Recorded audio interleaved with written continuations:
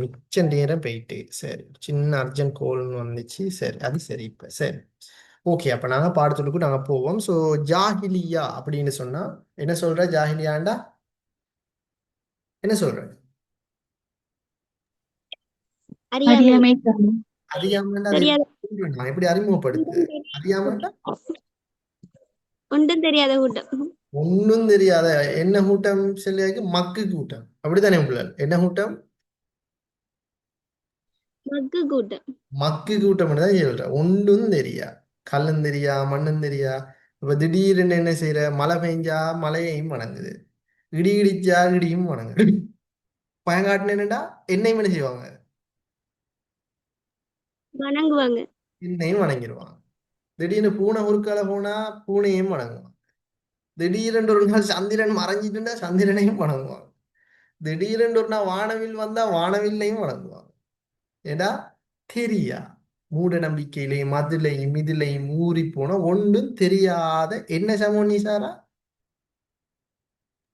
மக்கு சமூகம். மக்கு சமூகமா தான் இருந்தது ஜாகிலியா சமூகம் ஸோ அப்படி இருந்தாலும் அவங்கள வந்து இந்த கீழைத்தேய மேலைத்தேய ஆய்வாளர்கள் வந்து அவங்கள பிரிக்கிறாங்க அவங்களுக்குன்னு செப்பரேட்டா சில அமைப்புகள் இருந்துச்சு அவங்களோட பொருளாதார நில வித்தியாசம் அவங்களோட சமய நில வித்தியாசம் அவங்களோட மொழி இலக்கியம் வித்தியாசம் ரைட் அவங்களோட சமூக கட்டமைப்பு வித்தியாசம் அவங்களோட திருமண முறைகள் வித்தியாசம் இப்படி கொஞ்சம் கொஞ்சமா வித்தியாசப்படுத்துறாங்க எனவே அந்த அஞ்சு ஸ்ட்ரக்சரை நாங்க பார்ப்போமா அப்ப எப்படி வாழ்ந்து இந்த மக்கள் சமூகத்துக்கும் இப்படி எல்லாம் பொருளாதாரம் இருந்துச்சா இந்த மக்கள் சமூகத்துக்கு இப்படி மொழி இலக்கியம் இருந்துச்சா இந்த மக்கள் சமூகத்துக்கு இந்த மாதிரி சமூக கட்டமைப்பு இருந்துச்சா இந்த மக்கள் சமூகம் திருமணம் வேற முடிக்கிறாங்களா மக்கள் சமூகம் ஏன்னா சாரா திருமணம் முடிப்பாங்களா இந்த மக்கள் சமூகம் ஓம் சார்.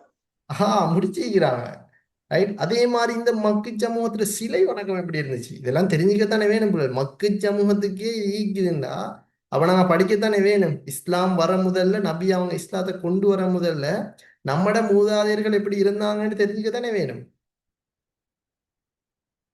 தெரிஞ்சுக்கத்தானே வேணும் இப்ப கூட தெரிஞ்சுக்கணும்.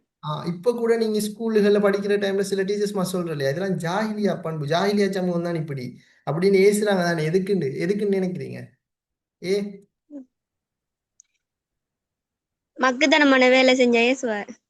மக்குத்தனமா வேலை செஞ்சா செய்வாங்க ஏன்னா அந்த மக்குத்தனமான வேலை அந்த மக்கு சமூகத்துக்குரியது அதை நாம செஞ்சா நமக்கு அந்த பேரை வந்து ரிட்டர்ன் பண்ணுவாங்க எப்படி ஜாஹிலியா சமூகம் தான் இப்படி நீங்களும் ஜாஹிலியா சமூகம் தான் அப்படின்ட்டு ஒரு நபி அவங்களுடைய காலத்துல வந்து அபூதர் அலி எல்லாம் அவங்க என்ன செஞ்சாங்கன்னு சொன்னா பிலால் அலியை பார்த்து கருப்பின் மகளே சாரி கருப்பின் மகனே அப்படின்னு சொல்லி விட்டாங்க போராட்ட கருப்பு ஏன்னா பிலால் அலி பார்த்தா கடுங்கருப்பு காகத்தை விடையும் கருப்பு பார்த்தா விளங்க மாட்டா இருட்டுல அவர் வந்தா விளங்காது ஏன்னா அந்த அளவுக்கு கருப்பு அவர் அவரை பார்த்து அவரை கேலி பண்ற மாதிரி அபூதர் அலி என்ன சொல்லிட்டாங்க கருப்பின் மகனே அப்படின்னு சொல்லிட்டாங்க அப்புறம் நபி அவங்க வந்த டைம்ல சொன்னாங்க ஒன்றும் சொல்ல நபி அவங்க என்ன தெரியுமா செஞ்சாங்க உங்கள்ட்ட ஜாஹிலியா பண்பு இன்னும் உங்கள்ட்ட நீங்கள் உங்கள்ட்ட ஜாஹிலியா பண்பு இன்னும் போகல உங்கள்ட்ட இன்னும் ஜாஹிலியா இருக்கு அப்படின்னு சொன்னாங்க நம்ம இவங்க வேற ஒன்றுமே சொல்லல அந்த ஜாஹிலியா சமூகத்தை தான் சொன்னாங்க பிகாஸ் அந்த பண்பு எந்த சமூகத்துக்குரியது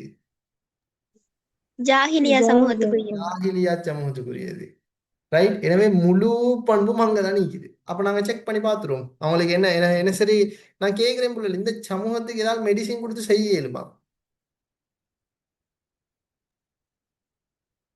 மருந்து ஈக்குது அவங்கள செஞ்சு எடுக்கிறதுக்கு இல்ல சார்.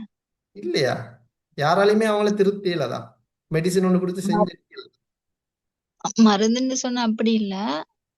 சில வழிமுறைகள் மூலமா செய்யலாம்.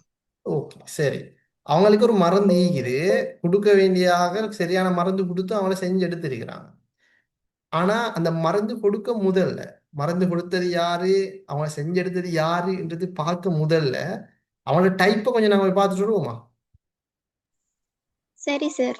ஓகே புள்ளல் ரைட் நாங்க முதலாவது இந்த டியூட்ல போடப்பட்டிருக்கிறது இந்த ஜாஹிலியா சமூகத்தை நாங்க பார்த்தோம்னா இந்த ஜாஹிலியா அப்படின்னா ஜஹில் என்று சொல்லக்கூடிய அரபு வேர்ட்ல இருந்து தான் இந்த பதம் வந்திருக்குது எனவே இந்த ஜஹில் என்று சொன்னா அறியாம மடம வம்புத்தனம் செய்தல் இப்படியான அதாவது அறிவில்ல அதான் அந்த ஜாஹிலியானதுல மீனிங் ஒழுக்கம் சமூக பண்பாடு இதுகள் எல்லாம் ஒழுங்கீனமாக இருந்தவங்க அரபு இலக்கியத்தில் அரபு இலக்கியத்துல இச்சொல்லை மிலேச்சத்தனத்தை குறிப்பதாகத்தான் இந்த சொல் இருக்கு அப்படின்னு தான் கோல் சீகர் சொல்லிக்கிறாரு நான் சொன்ன பிலால் அலிட சம்பவம். அதே மாதிரி நஜ்ஜாசி ஜவுபர் அலி அவங்க போய் நஜ்ஜாசி மன்னர்கிட்ட நாங்க ஜாஹிலியத்துல இருந்தோம்னு தான் அவரை தன்னை அறிமுகப்படுத்தினாரு. ஏன்னா வெளி உலகத்துக்கு எனக்கு ஒழுக்கம் இல்லை பண்பாடு இல்லைன்னு செல்றதை விட டிரெக்டா ஒரு சமூகம் செல்றதே மேல். நான் ஒழுக்கம் இல்லாம இருந்தேன், நான் பண்பாடு இல்லாம இருந்தேன், எனக்கு அறிவு இல்லாம இருந்துச்சுன்னு செல்றதை விட எல்லாத்தையும் சேர்த்து ஒரே வேர்ட்ல நான் இந்த சமூகத்துல இருந்தேன்டாலே எல்லாத்துக்கும் விட கிடைச்சிரும். எந்த சமூகத்துல இருந்தேன்? ஜாஹிலியத் சமூகத்தில். நான் ஜாகிலிய சமூகம். அதைத்தான் ஜவஹர் அலி சொல்லிக்கிறாரு. ஒழுக்கம் இல்லாம எனக்கு இருந்துச்சு, பண்பு இல்லாம இருந்துச்சு, நாகரிகம் அதெல்லாம் விட்டு போட்டு அவர் சொன்னார் நான் ஜாகிலியா சமூகத்திலே இருந்தேன் என்றாலே அங்க எதுவும் இல்லைன்னு தான் அர்த்தம். ரைட். ஸோ அப்ப அதை நாங்க தெளிவா விளங்கி வச்சோம். ரைட். முதலாவது, இந்த ஜாகிலியா சமூகத்தினுடைய சமய நிலை என்ன? அவனோட சமயம் எப்படி இருந்துச்சு? அவனோட சமய நிலையை பொறுத்த வரைக்கும் பிள்ளைகள் அவங்க அல்லாஹ் பற்றிய நம்பிக்கை அவங்களுக்கு இருந்துச்சு. நாங்க அதை என்றைக்கும் மறக்கல. சரி. அல்லாவை அவங்க நம்பினாங்க. என்னன்னா அந்த காலத்துல எப்படின்னா சத்தியம் செய்யறனாலும் வல்லாஹின்னு தான் அவங்க சத்தியம் செய்வாங்க. அல்லாஹ் மீது ஆணையாக சத்தியம் செய்வாங்க. தன்னை குழந்தைகளுக்கு அப்துல்லா என்று பேர் வச்சாங்க. அல்லாவையும் வணங்கினாங்க. பட் ஒரு டிஃப்ரெண்ட், அவங்களுக்கும் நமக்கும் ஒரு டிஃப்ரெண்ட் இருக்குது. நாமளும் அல்லாஹ் வணங்குறோம், அவங்களும் நல்லா வணங்குறோம். பட் என்ன நமக்கும் அவங்களுக்கும் டிஃப்ரெண்ட் சொல்லுங்க பாப்போம். அவங்கள்ட்ட ருபூபியத் இருந்துச்சு, உலூஹியத் இல்ல. ருபூபியத் தெரிஞ்சு உலூஹியத் தெரிஞ்சு. நிறைய பேருக்கு ருபூபியத் உலூஹியத்துண்டாலே என்னன்னு தெரியாது. நாங்க முதலாவது யூனிட்ல படிச்சோம் இல்லையா? இது முதலாவது யூனிட்ல உலூஹியத் ஈகுது, ருபூபியத் ஈகுது படிச்சோமா? ஞாபகம் வருதா பிள்ளைகள்? ஓம். ருபூபியத்தும் உலூஹியத்தும் என்ன? தௌஹீத்ல 3 கேட்டகரி. ருபூபியா, உலூஹியா, அஸ்மா சிஃபாத். இந்த 3 கேட்டகரியா பிரியுது. இதுல ருபூபியத்துனா என்ன, உலூஹியத்துனா என்ன? ருபூபியத்துனா சொல்லுங்க. ருபூபியத்துனா அல்லாஹ் இருக்கான்னு நம்புற, ஆனா அவன் மட்டும்தான் சொல்லி தனித்துவமாக்குறல்ல. அவனை மட்டும் தனித்துவமாக்காம அவனுக்கு அவன் இருக்கான்னு மட்டும் ஈமான் கொள்ற, ஆனா அவனுக்கு இன்னொரு ஆக்கள் இணையாக்குறது. ஓகே. உலூஹியாண்டா உலூஹியத்துண்டா அவன் மட்டும்தான் அவனை மட்டும்தான் வணங்கணும் என்று வணங்கி வழிபடுறது. ஓகே. நான் சொல்றேன் கேளுங்க. சிம்பிள். ருபூபியத்துண்டா அல்லாஹ்வை வணங்குறது. உலூஹியத்துண்டா அல்லாஹ்வை மட்டும்தான் வணங்குறது. அவ்வளவுதான். என்னது? திரும்ப சொல்லுங்க. தௌஹீத் ருபூபியாண்டா அல்லாஹ்வை வணங்குறது. தௌஹீத் உலூஹியாண்டா அல்லாஹ்வை மட்டும்தான் வணங்குறது. வணங்குறது. ரைட். இவ்வளவுதான். வேற ஒன்றும் இல்லை. இன்னும் வேற ஒரு சாப்டரும் இல்லை. இப்ப நிசாரா சொன்னாங்க அப்படின்னா அந்த மக்கள்கிட்ட ஜாஹிலியா தௌஹீத் ருபூபியா இருந்துச்சு, ஆனா உலூஹியா இல்லை அப்படின்னு அதுக்கு என்ன விளக்கம்? நிசாரா அல்லாத வேறொரு பிள்ளை சொல்லுங்க பாவம். இந்த ருபூபியத்துன்னு சொல்லும்போது அல்லாஹ்வை நம்பி இருக்கிறாங்க, எஸ். அதுதான் அவங்ககிட்ட இருந்திருக்குது. ஆனா உலுஹியத்துங்கிறது அல்லாஹ்வை எப்படி வழிபடுறங்கிற ஒரு நிலைமை அவங்ககிட்ட இல்ல, அது தெரியாது. அதால அவங்க தெரியா நிலைமையில இருந்திருக்கிறாங்க.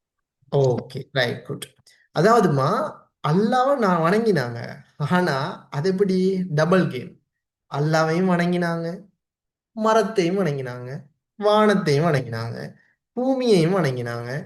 இதுக்கு எல்லாத்தோடையும் சேர்த்து அல்லாவே வணங்கினான். இது வழிபாடா?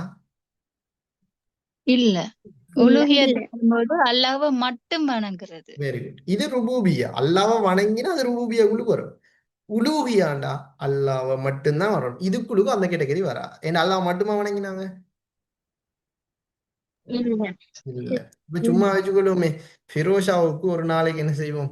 தலையில இப்படி ஒரு கண்ணாடி ஒண்ண போட்டு, சரியா பிள்ளைகள்? கண்ணாடி ஒண்ண போட்டு தலையில இப்படி ஒரு கொப்பி ஒன்னை வச்சு, இந்த இது சும்மா செஞ்சு ஆட்டுனேன் உங்களுக்கு. அவனோட அந்த சமூக நிலம் எப்படி இருந்தேன்னு பார்க்கணும் தானே.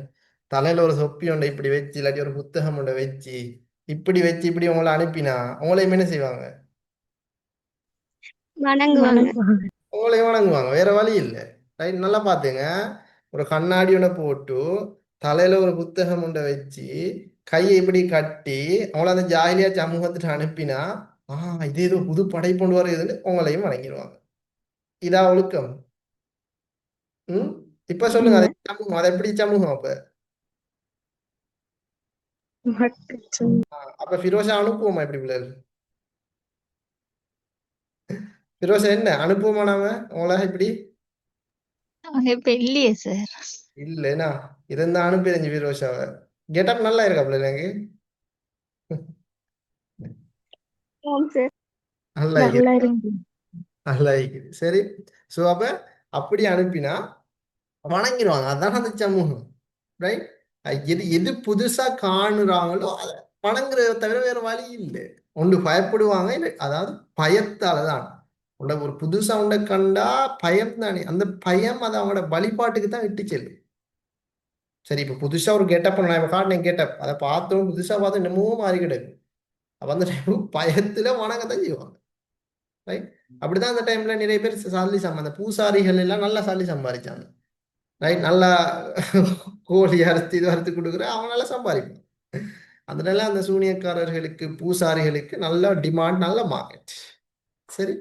ஓகே புள்ள. அப்ப அதை நாங்கள் வச்சுக்கவே இதுல இப்படித்தான் இருந்துச்சு. வானம், பூமி, கல்லு, மண்ணு, ஆகாயம் எல்லாம் வணங்குறதோட சேர்த்து அல்லாவையும் வணங்கினான். ஏண்டா இந்த ஜாஹிலியா ஜமாத் எப்படின்னா, இப்ராஹிம் அலைஹிஸ்ஸலாத்துல மூசா அலைஹிஸ்ஸலாம் அவங்களெல்லாம் கடவுள் அதாவது இறைவனை போதிச்சு கிட்டத்தட்ட 1000 வருடங்கள் தாண்டிட்டு, 1000 வருடம் தாண்டியும் அல்லாஹ் பத்தின அந்த தகவல் அவங்களுக்கு இருந்திருக்கு. இஸ்லாத்தை போதிச்ச இப்ராஹிம் அலைஹிஸ்ஸலாம் மூசா அலைஹிஸ்ஸலாம் போதிச்சு கிட்டத்தட்ட 1000 வருடங்கள் தாண்டிட்டு. அப்ப இந்த டைமுக்கும் இதுக்கு மேல நான் பிறகு படிப்பேன். நபி ஒன்று வாரதாக இருந்தா, இஸ்லாத்தின் அடிப்படையில நபி ஒன்று வாரதா இருந்தா முன்னே நபிமார்கள போதனை அழிஞ்சிக்கணும். இல்ல முன்னே நபிமார்களோட போதனை பூரணமடையாம இருந்திருக்கும். அதாவது ஒரு குறிப்பிட்ட ஒரு பகுதிக்கு மட்டும் உரியதா இருந்திருக்கணும். 2. 3வது, அந்த முன்னே நபிமார்கள் எப்படின்னு சொன்னா ஒரு பூரணத்துவம் இல்லாம, இல்லாட்டி அதோடைய தேவை இருந்திருக்கணும். இப்படி ஏதாவது ஒரு அமைப்பு ஒன்று இருந்தா தான் அல்லாஹ் நபிமார்கள் அனுப்புவோம் காலத்துக்கு காலம். அல்லாஹ் மறந்திருக்கும். எனவே இந்த காலகட்டத்தில் எல்லாமே இருந்துச்சு. ஆனா அல்லாஹ் பற்றின ஒரு நம்பிக்கை இங்க இருந்துச்சு. ஏன்னா இப்ராஹிம் அலைஹிஸ்ஸலாத்தினுடைய காலத்துல இருந்த அந்த சுவடுகள் அவங்கள்ட்ட இருந்துச்சு. அதனால அல்லாஹ் பற்றி நம்பிக்கை தான். அதனாலதான் என்ன செஞ்சாங்க, வல்லாஹின்னுவாங்க, அப்துல்லான்னு பேர் வைப்பாங்க, அல்லாஹ்ன்னுவாங்க. அப்ப இதெல்லாம் நம்பிக்கை இருந்துச்சு. இப்ப நாங்க அதை விளங்கி வச்சுக்கொள்ளணும். திரும்பவும் சொல்றேன், அல்லாவை வணங்கினாங்க தான். சில கேள்விகளோட எம்சிக்கும் வரும். அல்லாஹ் பற்றிய நம்பிக்கை இருந்தது என்று ஜாஹிலியா காலம் வந்தா வானத்தை பார்த்துட்டு அடிச்சிட்டு வாங்கல பிள்ளை. அது சரி, அல்லாஹ் பற்றிய நம்பிக்கை இருந்துச்சு தான். ரைட். இன்னொரு சில கேள்விகள் வரும். அல்லாஹ் பற்றிய நம்பிக்கை மட்டும் இருந்ததுன்னு வந்தா தான் பிள்ளை. அல்லாஹ் பற்றிய நம்பிக்கை இருந்ததுன்னா சரியாயிரும். ரைட். நல்லா நோட் பண்ணிக்கணும் அவதானமா. ஒரு மார்க்ஸ் யூனிவர்சிட்டி போக விடாம தடுத்துரும். ஒரு மார்க்ஸ் உங்களை யூனிவர்சிட்டி போக விடாம தடுத்துரும். நம்மட அஃப்ரீனுக்கு மாதிரி 2 years புள்ள எனக்கு சரியான கவலை. அஃப்ரீனுக்கு தான் ஐசியில் நல்லா படிச்ச புள்ள 2 பாடத்துலையும் ஏ எடுத்துட்டு ஒரு பாடத்துல எஸ் எடுத்துட்டாங்களே ஐடில. எனக்கு சரி கவலை. Big disappointment. ரைட். அவங்களுக்கு இன்ஷால்லா கிடைக்கணும். ஐசி இஸ்லாம் சப்ஜெக்ட் ஒன்று எடுத்தால் 1 எடுத்தாலும் போதும், 1.45 எடுத்தாலும் போதும். அதையெல்லாம் இருக்கு. நான் துவா செய்யறதான் அந்த பிள்ளை கிடைச்சிடணும்னு சொல்லி. ஏண்டா அந்த பிள்ளையெல்லாம் யூனிவர்சிட்டி கிடைக்கணும்னு சொல்லி நேர்ந்து வைக்கிற யூனிவர்சிட்டி கிடைக்கணும்னு நான் ஆசைப்பட்டிருக்கேன். ஏன்னா கடைசி வரைக்கும் எங்களோட கிளாஸ்ல தியரி கிளாஸ்ல எல்லாத்துலயும் கலந்து கொண்டாங்க. எட் சேம் டைம்ல ஃபைனல் செமினார்ல கலந்து கொண்டாங்க. எல்லா எக்ஸாம் தவணை பரீட்சைகளை எல்லாத்தையும் கலந்து கொண்டாங்க. ரைட். அந்த பிள்ளை மாதிரி லிஸ்ட்ல ஈக்குது. பட் இன்ஷால்லா கிடைக்கணும். நான் துவா செய்யறேன் அந்த பிள்ளை கிடைக்கணும். அவனோட உமா அடிக்கடி எடுத்து பேசுவாங்க. சார் புள்ள படிக்குது முதல் மாதிரி இல்லைன்னு சொல்லி ஒரு ட்ராவல் ஒன்று போய்த்துட்டு அந்த ட்ராவல்ல இருந்து கூட ஒரு எக்ஸாம் அட்டன் பண்ணான் எனக்கா. சார் நான் நினைச்சுக்கொள்ளாங்க சார், மையத்தோடு ஒன்று போய்த்துட்டு இருக்கிறேன், பரவாயில்ல நான் வேனுக்கு இருந்து நான் எக்ஸாம் அட்டன் பண்றேன் அப்படின்னு வேனுக்கு இருந்து அந்த மையத்தோடு போற டைம்லைன் கூட அந்த எக்ஸாம் அட்டன் பண்ண. அப்படி புள்ள அவனோட வீட்டுல எல்லாம் நல்ல சப்போர்ட். அவனோட உமா அடிக்கடி எடுத்து பேசுவான், சார் என்ன புள்ள படிச்சிச்சா இல்லையா அப்படின்னு எல்லாமே இருக்குது. ரைட். அப்படி கஷ்டப்பட்ட புள்ள ஏதோ இறைவன நாட்டமா இருக்கலாம். நல்ல 2 பாடத்துல நல்ல ரிசல்ட்ஸ் எடுத்துட்டு ஒரு பாடத்துல S1 எடுத்துட்டு ஏதோ அல்ஹம்துலில்லாஹ் ஏதோ இறைவன் ஏதோ நாடிக்கிறான். அவங்களுக்கு ஏதோ ஒரு பெட்டர் ஃபியூச்சர் ஒன்று இருக்கலாம். பட் இன்ஷால்லா அவங்களுக்கு நான் பிரார்த்தனை செய்கிறேன், இன்ஷால்லா அவங்களுக்கு யூனிவர்சிட்டி கிடைக்கணும். யூனிவர்சிட்டி கிடைக்கணும்னு பிரார்த்தனை செஞ்சு நீங்களும் செஞ்சு கொள்ளுங்க. சரி ரைட். ஓகே பிள்ளை. அப்ப இதுல முக்கியமாக என்னன்னு சொன்னா அல்லாஹ் பற்றிய நம்பிக்கை இருந்துச்சு. ஆனா நாம நம்புற மாதிரி அல்லாஹ் பற்றிய நம்பிக்கை இருக்கல. பாருங்க, கவிஞர் சுஹைர் ஒரு கவிதையில சொல்றாரு, உங்கள் உள்ளத்தில் உள்ள இரகசியங்களை அல்லாஹுக்கு மறைக்க வேணாம், நீங்கள் மறைக்க விரும்பும் அவற்றை அல்லாஹ் ஏற்கனவே அறிந்துள்ளான். இப்படியெல்லாம் தண்ட இதுகளில் வந்து சொல்லியிருக்கிறாங்க. ஸோ அவங்களோட சிலை வணக்கத்தை நாங்கள் பார்த்தோம்னு சொன்னா அம்ரிப்னு லுஹை என்று சொல்லக்கூடிய ஒருத்தர். இவன் எப்படின்னா சிரியா தானே. சிரியா எங்க இருக்குது? எங்க இருக்குது சிரியா?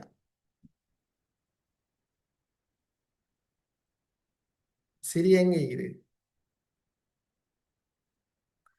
எகிப்து பக்கத்துல இருக்குது. சரி, சிரியாவுக்கு ஒரு முறை இவன் லுஹை போனான். அங்க போனா அந்த எப்படின்னா உனக்கு தெரியுமா பிள்ளைகள், மூசா அலைஹிஸ்ஸலாம் எந்த சமூகத்துக்கு அழைக்கப்பட்ட திருத்துறதுக்கு? பனு இஸ்ரவேலர் சமூகம். பனு இஸ்ரவேலர் சமூகம். அந்த பனு இஸ்ரவேலர்களை சொல்ற அல் குர்ஆன் அத்தியாயம் எது? அல் குர்ஆன்ல மிகப்பெரிய அத்தியாயம் அதுதான்.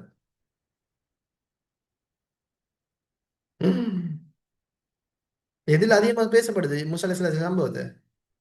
முதல் அத்தியாயம் என்ன? சூரா பக்ரா. சூரா பக்கரா. பசுமாடு. பக்கரான பசுமாடை தான் சொல்ற. அதுலதான் மூசா அலைஹிஸ்ஸலாம் சம்பவத்தை அதிகமா சொல்லி இருக்கிறான். Right, okay. இப்ப பனு இஸ்ரவேல் சமூகத்துக்கு தான் மூசா அலைஹிஸ்ஸலாம் மட்டும் அந்த சமூகத்துக்கு அனுப்பினேன் அல்லாஹ். ஹாரூன் அலைஹிஸ்ஸலாம். ஹாரூன் அலைஹிஸ்ஸலாம் அவருடைய தம்பியையும் சேர்த்து தான் அனுப்பினேன். ரைட், உரை அதாவது உங்களுக்கு கேட்டு வரும் பிள்ளை, உங்களுக்கு இஸ்லாமிக் நாலேஜ்ல கேட்டு வரும். ஏக காலத்துல 2 தூதர்கள் ஒரு சமூகத்துக்கு அழைக்கப்பட்ட சந்தர்ப்பம் யாது என்று கேட்டா நீங்க மூசா அலைஹிஸ்ஸலாம் ஹாரூன் அலைஹிஸ்ஸலாம் சொல்லணும். ஏன்னா 2 பேரும் தான் அல்லாஹ் அனுப்பினேன். ஏன்னா மூசா அலைஹிஸ்ஸலாத்துக்கு பேச்சு வர திக்குவாய். ஏண்டா சின்ன வயசா இருக்கும்போது மூசா அலைஹிஸ்ஸலாம் எப்படின்னா அவனுக்கு தெரியும் ஃபிரௌன் ஒரு சட்டம் போட்டான்னு, ஒரு கனவுன்னு காண்டான் தானே ஃபிரௌன். அதாவது ஃபிரௌன் ஒரு கனவு காண்றான். ஃபிரௌன்ட அழிவு கிபித்தி என்று சொல்லக்கூடிய ஒரு இனத்தில இருந்து பிறக்கிற ஒரு குழந்தையால தான் அவனுக்கு அழிவு நடக்க போறதாக அவன் ஒரு கனவு காண்றான். அப்ப அவன் என்ன பிறந்த குழந்தைகள் எல்லாத்தையுமே, ஆண் குழந்தைகள் எல்லாத்தையுமே கொண்டு போட்டுருதான், கொண்டு புதைச்சு போட்டுருதான். அப்ப இந்த மாதிரி சந்தர்ப்பத்துல மூசா அலைஹிஸ்ஸலாம் தாய் என்ன சினிமா செஞ்சாங்க, இவன்கள் வருவான பிறவுண்டால் வந்தா ஏண்ட பிள்ளையும் கொண்டு போட்டுவாங்கன்னு சொல்லி ஒரு தொட்டில் ஒன்றை செஞ்சு, தொட்டில சின்ன தோணி ஒன்று மாதிரி செஞ்சு அந்த தோணியில மூசா அலைஹிஸ்ஸலாம் சின்ன குழந்தை இப்படி எப்படி கை தூக்குற குழந்தை அப்படியே போட்டு ஆத்துல விட்டான்.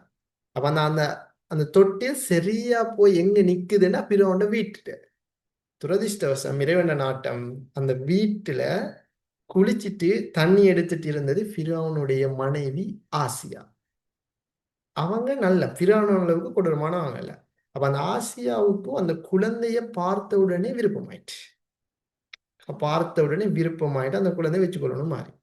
அதுக்கு பிறகு அந்த குழந்தை அப்படியே அரண்மனை தூக்கிட்டு போய் ஃபிரௌன்ட்ட சொல்றாங்க, நான் இப்படி ஒரு குழந்தையை கண்டெடுத்து நான் இந்த குழந்தைய எனக்கு வளர்க்கணும்னு ஆசையாகுது. ஏன்னா குழந்தை பாக்கியம் இல்லை ஃபிரௌனுக்கு. அப்ப ஆசியா சொன்ன உடனே நான் வளர்க்கணும் எனக்கு ஆசை இருக்குன்னு சொன்ன உடனே ஃபிரௌன் ஓகே சொல்லிட்டான். ஆனா ஃபிரௌன் என்னன்னா அந்த டைம்ல இருந்து பூசாரி சூனியக்காரர்களுக்கு வந்து இதை கொஞ்சம் பாருங்க, இந்த குழந்தைய வந்து இதை நான் வளர்க்க போறேன், அவங்களோட ஐடியாவே சொல்லுங்க. ஃபிரௌன் வந்து அந்த சூனியக்காரர்கிட்ட கேட்ட உடனே சூனியக்காரர் சொன்னான், ஒரு கையில பழத்தையும் இன்னொரு கையில நெருப்பு துளியையும் வைங்க. ஒரு கையில பழமும் இன்னொரு கையில நெருப்பு துளியையும் இப்படி 2 கையிலையும் வச்சு அந்த மூசா அலைஹிஸ்ஸலாத்திட்ட கிட்ட கொண்டு போகும். அந்த குழந்தை பழத்தை எடுத்தா இது உங்களுக்கு ஆபத்து. இதே அந்த குழந்தை நெருப்பு துளி எடுத்தா உங்களுக்கு ஆபத்து இல்லை அப்படின்னு சூனியக்காரன் ஒரு ஐடியா கொடுத்தான். பழத்தை எடுத்தா என்னவாம்? நெருப்பு துளி எடுத்தா ஆபத்து இல்லை அப்படின்னு சூனியக்காரன் ஒரு ஐடியா கொடுத்த உடனே ஃபிரௌன் அப்படியே கொண்டு போய் செஞ்சான். கொண்டு போய் முன்னால வச்ச உடனே மூசா அலைஹிஸ்ஸலாத்துடைய கை அல்லாஹ் பாதுகாக்க எங்க போச்சுன்னு தெரியுமா?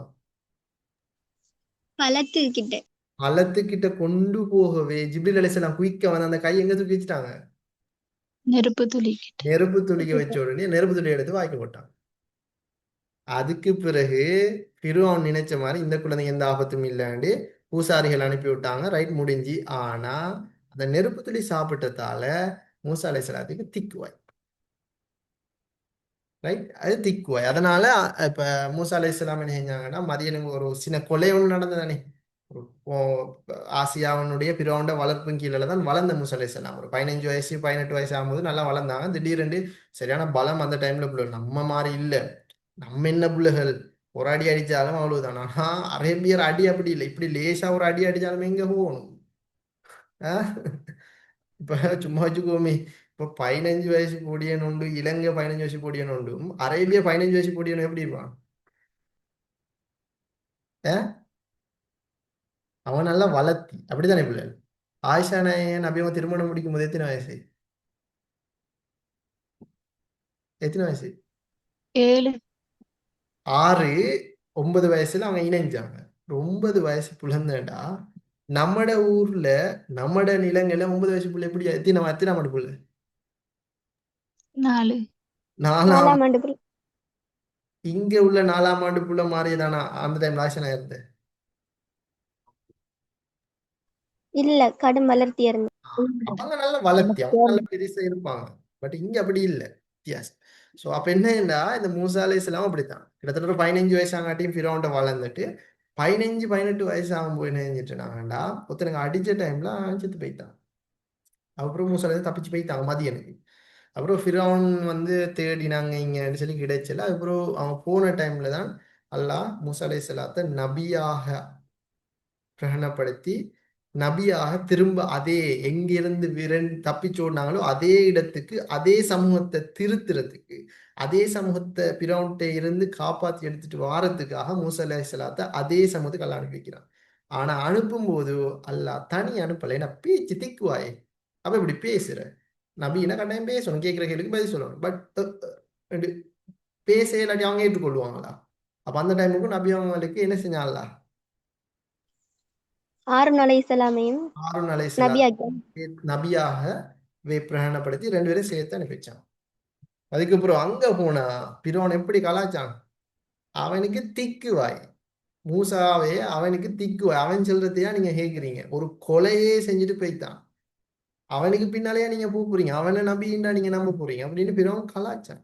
மூசா அலைஹிஸ்ஸலாம் சொன்னாங்க, நான் வழிகேட்டில இருந்தேன், இப்ப நான் தெரிஞ்சிட்டேன், எனக்கு திக்குவாய் தான், அதுக்கு தான் அல்லாஹ் எனக்கு பக்கத்துல இன்னொருத்தர் தூதர் அனுப்பிக்கிறேன் அப்படின்னு மூசா அலைஹிஸ்ஸலாம் சொன்னாங்க. ஸோ இதான் சம்பவம். ரைட். இது எதுக்கு நான் சொல்றேன்டா இப்ப இந்த பாடத்தோட நடந்ததுதான். அப்ப சின்ன ஒரு சம்பவத்துக்கு பெரிய எங்கே போய் தெரிஞ்சு கொள்ள வேண்டியதுதான். இப்ப நான் கேட்கிறேன் பிள்ளைகள், இந்த மூசா அலைஹிஸ்ஸலாம் கடைசா அந்த பனு இஸ்ரவேலர்களை பிறவன்ட்ட இருந்து காப்பாத்தி நைல் நதி 2ஆ பிரிஞ்சிச்சு, கைத்தடி பாம்பா மாறிச்சு. அந்த கிறிஸ்டரோகங்கள் சில பேருக்கு அந்த வெள்ளை வெள்ளையா இருக்கு காட்டுறீங்க பிள்ளைகள், வெள்ளை இருக்கும், சரி, வெள்ளை கருப்பு சார், தான் வெள்ளை. என்ன சொல்ற? குஷ்டரோகம் என்று சொல்ற நீங்க கண்டுக்கிறீங்களா? ஆம் சார். வெண்குஷ்டம். அந்த தேமல் தோல் நோய் அந்த வெள்ளையா இல்ல. ஆம் சார், தெரியும். ஒரு ஜாய் இப்படி இப்ப இப்ப நானுடா இப்படி திடீர்னு இவ்வளவு பெரிய நல்ல வெள்ளையாக்கி கண்டு. தொழுநோய் நெஞ்சுவாங்க சார். தொழு நோய், வெரி குட். அந்த தொழு நோய் மாதிரி அந்த குஷ்டரோகங்கள் தான் சில வெள்ளையா இருக்கும் சில இடங்களுக்கு. அது வந்து ஒரு வகையான நோய். அப்ப அந்த நோய்க்கிற இடத்துல முசலை தொட்டா குணமாயிரும். ரைட். நோய்கள் எல்லாம் குணமாயிடுச்சு. இப்படி பல அற்புதங்கள் எல்லாம் கொடுத்தான். கடல் 2ஆ பிரிஞ்சு இவ்வளவு அற்புதங்களை கொடுத்து அந்த பனு இஸ்ரவேலர்களை பிறவுன்ட்ட இருந்து காப்பாத்தி பிறவுனையும் அழிச்சு அந்த சமூகத்தையும் அழிச்சதுக்கு பிறகு அந்த பனு இஸ்ரவேலர்கள் என்ன தெரியுமா செஞ்சாங்க? கடல் பிளந்து எல்லாம் முடிஞ்சு பிறவனும் அழிஞ்சு இந்த சமூகத்தை கூட்டிட்டு போனா எல்லாம் முடிஞ்சு போனா சிரியாவுல தான் வந்து சேர்ந்தேன். சிரியாவுக்கு தான் அந்த சிரியாவுல மக்கள் சிலை வணங்கிட்டு இருக்கிறது தான் அந்த மக்கள் காண்றாங்க. பனு இஸ்ரவேலர்கள் கண்டது. அப்புறம் மூசா அலைஹிஸ்ஸலாம் என்ன கேட்டாங்கன்னு தெரியுமா? என்ன கேட்டாங்க? அந்த மக்கள் அந்த சிரியாவுல சிலைய வணங்கி இருக்கிறத கண்டுட்டு மூசா அலைஹிஸ்ஸலாம் கூட்டிட்டு வந்த பனு இஸ்ரவேலர்கள் என்ன மூசா அலைஹிஸ்ஸலாத்தை சொன்னாங்க? எங்களுக்கும் அது மாதிரி ஒரு சிலையை வடிவமைச்சுதாங்களே, நாங்களும் அதை வணங்குறோம்ண்டு அந்த சமூகம் மூசா அலைஹிஸ்ஸலாத்தை கேட்டாங்க. இவ்வளவு அற்புதங்களை கொடுத்துட்டு கடைசா திரும்பவும் அதே தானா பழைய குருடி விடிய விடிய ராமாயணம் விடிஞ்சதுக்கு பிறகு ராமனுக்கு சீதையார். அதே கதை. இவ்வளவு கஷ்டப்பட்டு அந்த சமூகத்தை கூட்டிட்டு வந்தா சிலை வணங்குறதுக்காக கூட்டிட்டு வந்த மூசா அலைஹிஸ்ஸலாம்? இல்ல. இல்ல. சோ நான் சொல்ல வரேன், அந்த சிரியா சிலை வணக்கத்தை ஊறி போன ஒரு இடம். அந்த இடத்துக்கு தான் யார் வந்து மக்கள் என்னத்தை வந்திருக்கான் இப்ப? அம்ர் இப்னு லுஹை. அம்ர் இப்னு லுஹை. அவன் என்ன செஞ்சான்? சிரியாவுக்கு வந்து பார்க்க சிலை வணக்கம் மூறி போய்க்குது. அப்ப என்ன செஞ்சான்? பெஸ்ட் பெஸ்டா ஒரு சிலை ஒன்றை எடுத்து கொண்டு போய் அப்படியே கொண்டு போய் மக்களை வச்சு வணங்கினான். வணங்கி நாளைக்கு மழை வரணும், மழை வரணும், மழை வரணும், மழை வரணும் என்று துவா செய்தான். அல்லாட வேலை அன்னைக்கு மழை வந்துட்டு. இவன் துவா செஞ்சதுக்கு வரல, அல்லாட நாட்டம் வந்துட்டு. அப்ப இவன் போய் சொல்றான், நான் இன்னைக்கு அந்த சிலட்டை கேட்டேன், அதான் மழை வந்துச்சு. நம்புவாங்களா இல்லையா? நான் இப்ப என்ன சொன்னேன்? சும்மாவே அந்த மக்கள் வணங்குறாக்கள். இவன் இப்படி போய் சொன்னா அந்த மக்கள் என்ன செய்வாங்க? என்ன செய்வாங்க? அந்த ஜாஹிலியா ஜனம் வணங்குவாங்க. பிள்ளைகள் பனு இஸ்ரவேல கதை முடிஞ்சு. அது வேற இது வேற. சரி, அதை குழப்பிக் கொள்ளக்கூடாது. பனு இஸ்ரவேலர்களை நான் கதை சொன்னேன்டா, அவங்க அவ்வளவு அற்புதங்கள் கொடுத்தும் கடைசா சிலை வணங்கினாங்க தானே. அந்த வணங்கின இடம் அவனோட சாப்டர் வந்து எகிப்துல ஆரம்பிச்சு சிரியாவுல முடியுது. இப்ப நம்மட ஜாஹிலியா காலம் ஆரம்பிக்கிறது சிரியால இருந்து மக்கா. பனு இஸ்ரவேலர்கள் எங்க எகிப்துல இருந்து சிரியாவோட முடிஞ்சு அவங்க போயிட்டாங்க. ரைட், டாடா பாய் பாய். இப்ப நம்ம இந்த ஜாஹிலியா மக்கள் இருந்து விளங்கணுமா இருந்தா சிரியாவுக்கு போய்த்தான் நம்ம வரணும். பிகாஸ் லுகை சிரியால இருந்து தான் நம்ம சிலையை வளர்த்திக்கிறான். அதுக்குத்தான் அவங்களே சொன்னதை ஒழிய அவங்களை இங்க கொண்டு வரக்கூடாது. என்ன செய்யக்கூடாது? பனு இஸ்ரவேலர்களை இந்த ஜாஹிலியாக்களுக்கு சேர்க்க கூடாது. Right, okay. எனவே ஒரு சிலையை கொண்டு வந்து வணங்கின உடனே இந்த பாருங்க, ஒரு சிலையை தான் கொண்டு வந்து வச்சான். ஒரு சிலை தான். அதை அதை வச்சுட்டு வணங்கின உடனே மழை வந்துட்டு, அப்ப அடுத்தண்டு என்ன செய்யறான்டா, இன்னொரு சிலையை கொண்டு வந்தான். இன்னொருத்தன் அப்ப ஒன்று 2000 2 மணி கிட்டத்தட்ட ஒரு மாதம் கிட்டத்தட்ட 300க்கும் மேற்பட்ட சிலைகள் இந்த கௌபாவை சுத்தி இருந்துச்சான். இதெல்லாம் முழு இன்னைக்கு உலகத்துல சிலை வணக்கம் அறிமுகமானதுக்கு உலகத்துல கொலையிட மூலக்காரர் யாருன்னு தெரியுமா? உலகத்துல நடக்கிற ஒவ்வொரு கொலைக்கும் அதுல பங்கு இருக்கு. யாருக்கு? ஆதம் அலைஹிஸ்ஸலாமுடைய மகன் அதோட சில மகன் யார் யாரு?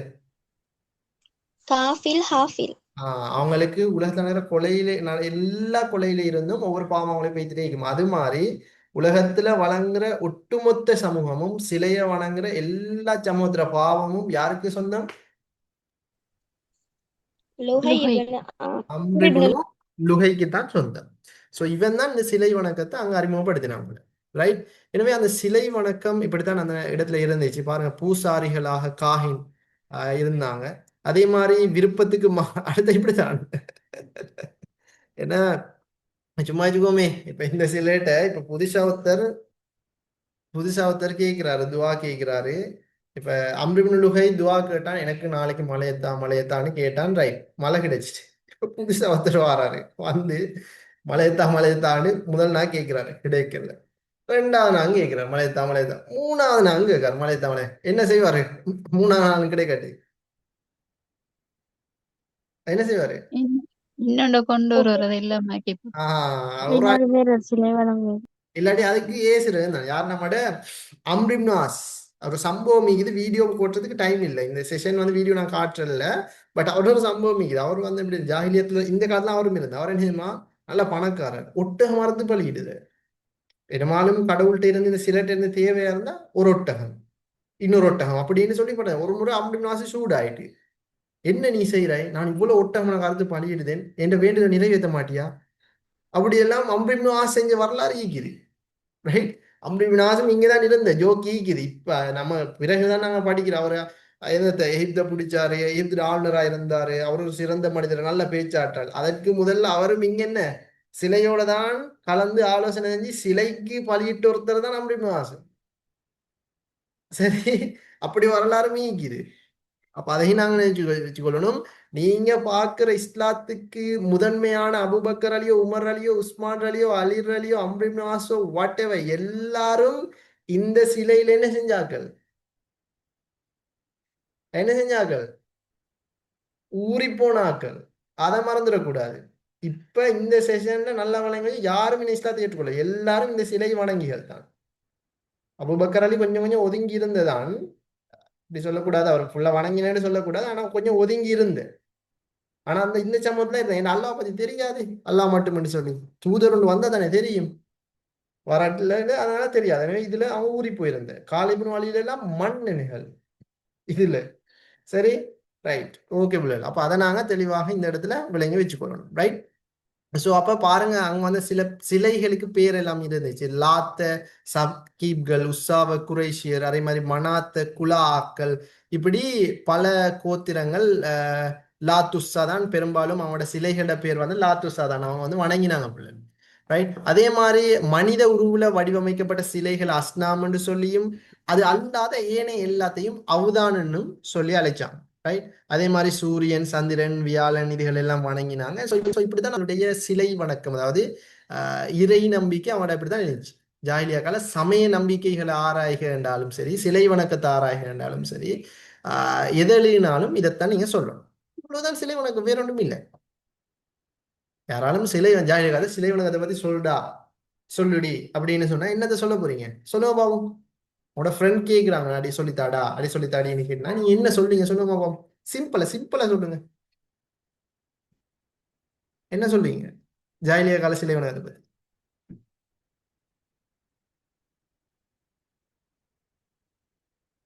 என்ன சொல்லுவீங்க?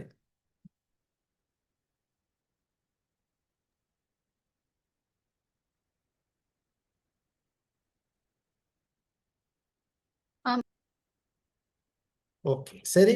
ஸோ கல்லையும் மண்ணையும் வணங்கினாங்க, இப்படி எல்லாம் நீங்க சொன்னா சரி பிள்ளை. ரைட். எனவே இதுதான் சிலை வணக்கம் சம்பந்தமானது. ரைட். அதற்கு பிறகு நாங்க பார்க்க போறது ஜாஹிலியா கால சமூக கட்டமைப்பு. அவங்களோட சமூகம் எப்படி இருந்துச்சு? சொல்லுங்க பிள்ளைகள், அவங்களோட சமூகம் எப்படி இருந்துச்சு? அவங்களோட சமூக கட்டமைப்பு கோத்தி எப்படி இருந்துச்சு? சொல்லுங்கம்மா. கோத்திரங்கள் அமைச்சு கோத்திரங்களாக இருந்தாங்களா? அப்படியா?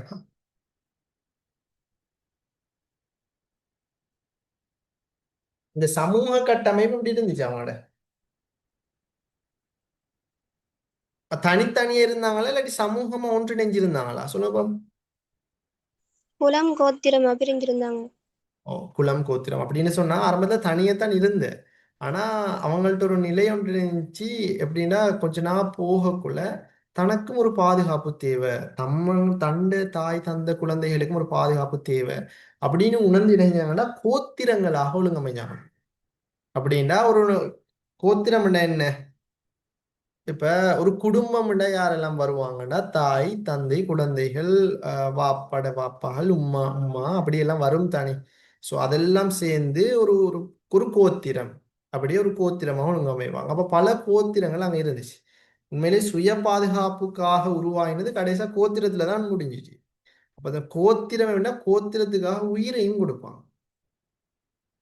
ரைட். கோத்திர பெண்கள் மீது யாராலும் கையை வச்சு அவனை வெட்டுறதுக்கும் ரெடி. அந்த கோத்திர உணர்வு மெயின். அந்த கோத்திர உணர்வு என்ன சொல்ற அரபிக்ல? அசபியா அசபியான்னு சொல்லுவாங்க. இது எக்ஸாமுக்கு வாரத அசபியான்னு. கோத்திர பெண் மேல எவனாலும் கைய வச்சா என்ன நடக்கும்? தலை வெட்டு தலை வெட்டுப்படும். அங்க இறக்கவும் இல்லை, போலீஸும் இல்லை, ஒண்ணும் இல்லை. வெட்டிட்டு அடுத்த வெளியே பார்க்கத்தான் கிடக்கு. நடு ரோட்ல வந்து வெட்டிட்டு போவாங்க, போலீஸால பிடிச்சிட்டு வாங்கலாம் அங்க வெட்டினா. ம் இல்ல இல்ல ஒன்றும் ஒன்றும் செய்யல, வெட்டிட்டு அவன் பாட்டுக்கு போவான். எல்லாரும் நடு ரோட்ல பார்த்துட்டு இருப்பாங்க. சரி. அப்ப அந்த கோத்திர வெறி அவனுக்கு இருந்துச்சு. ஒரு கோத்திரம் வந்து இன்னொரு நல்ல அதாவது அந்த டைம்ல எந்த கோத்திரம் இன்னொரு கோத்திரத்தோட சண்டை போட்டு ஜெயிக்குதோ அந்த கோத்திரத்தை நல்ல மதிப்பிக்கும், பயமிக்கும். அந்த கோத்திரத்தை எதுவும் செய்ய மாட்டான். அப்ப அது வந்து கோத்திர உணர்வை தான் சொல்றது. ரைட். இப்ப இவங்க அந்த சமூக கட்டமைப்புனா நீங்க இந்த கோத்திரங்களாக பிரிஞ்சிருந்தாங்க, கோத்திரங்களை மையப்படுத்தி தான் இருந்துச்சு. அப்ப அதை நீங்க தெளிவா விளங்கி வச்சுக்கொள்ளணும். ரைட். அதே மாதிரி அவனோட கோத்திர உணர்வை தான் அசபியான்னு சொல்றது. எப்போதும் தன்னை கோத்திரத்துக்காக விசுவாசமா இருக்கணும். ஒரு தாய் தன்னை தந்தைக்கு விசுவாசமா இருக்கிறத விட, ஒரு கணவன் ஒரு மனைவி கணவனுக்கு விசுவாசமாக இருக்கிறத விட, ஒரு குழந்தை தந்த பெற்றோருக்கு விசுவாசமாக இருக்கிறத விட, ஒரு தாய் தந்த தந்தைக்கு விசுவாசமா இருக்கிறத விட, ஒரு சகோதரன் சகோதரிக்கு விசுவாசமா இருக்கிறத விட, ஒவ்வொரு மனிதனும் எதுக்கு விசுவாசமா இருக்கணும்? கோத்திரத்துக்கு இதுக்கு விசுவாசமா இருக்கணும். ரைட். கோத்திரமா வேணும் தாயா வேணும்னா எதை ஃபர்ஸ்ட் சூஸ் பண்ணணும் அந்த மக்கள்? கோத்திரத்தை. கோத்திரம். தாயை சூஸ் பண்ணா உண்டு, அவ்வளவுதான். ரைட், அந்த அளவுக்கு அந்த கோத்திர வெறி அவங்களுக்கு இருந்து வச்சுக்கொள்ளல. அப்ப அதை நாங்க தெளிவாக விளங்கி வச்சுக்கொள்ளணும். ரைட், அதே மாதிரி அந்த கோத்திரத்துக்கு ஒரு தலைவர் இருந்தாலும் தலைவர் எப்படி அழைக்கிறாங்க? ஷெய்க். ஷெய்க். அப்படிதான் அழைக்கிறேன். நாம இப்ப கூட சொல்றது தானே அஷேஹ்னு நாங்க சொல்லுவோம் தானே, இதெல்லாம் அங்கிருந்து வந்த வேர்ட் தானே அது ஷேக். ஷேஹ்னா தலைவர். அதே மாதிரி அவங்க ஏதாவது டிஸ்கஸ் பண்றேன்னு சொன்னா இப்படி கூடி தான் டிஸ்கஸ் பண்ணுவாங்க. கோத்திரம் தானே, கோத்திரங்கள் கூடி டிஸ்கஸ் பண்ணுவாங்க. அப்படி அந்த கோத்திரங்கள் கூடி டிஸ்கஸ் பண்றத ஒரு சபைன்னு சொல்லுவாங்க. இப்ப நம்ம நாட்டுல எங்க கொழும்புல ஒன்று கூடுற இடத்தை பாராளுமன்றம்னு சொல்லுவோம். அதே மாதிரி இவங்க ஒன்று கூடுற இந்த சபைக்கும் ஒரு பேர் உண்டு. இது என்ன பேர்? மலர். மலர். அப்ப இந்த சபையோட பேர் மலர். மல். குட். அவ்வளவுதான். ரைட், அப்படி சொல்லுவாங்க. அங்கதான் முடிவுகளை எடுப்பாங்க பிள்ளைகள். அதே மாதிரி இவங்க எப்படின்னா சில சமூகம் இது பிள்ளைகள். இப்ப உங்களுக்கு தெரியும், இப்ப ஈரான் இஸ்ரேல் யுத்தம் இன்றைக்கு எத்தனை நாள் கடந்து போகுது? எத்தனை நாள்? எத்தனை நாள் சொல்லுங்க பாம். ஒரு 3 வீக் தாண்டி போகுதா? தாண்டி போகுதா? அதுக்கு கூடயும் போகுது. அது கூட கூடயும் போகுது. ரைட், நான் கேட்கிறேன், அந்த யுத்தத்துக்கான மூல காரணம் என்ன? உடனடி காரணம். முதலாம் உலக யுத்தத்துக்கு உடனடி காரணம் சரஜுவ சம்பவம். இரண்டாம் உலக யுத்தத்துக்கு உடனடி காரணம் ஹிட்லர் போலாந்து ஆக்கிரமித்தது. இதே மாதிரி மூன்றாம் உலக யுத்தமாக மாறப்போற இந்த யுத்தத்துக்கும் ஒரு உடனடி காரணம். இது என்ன காரணம்?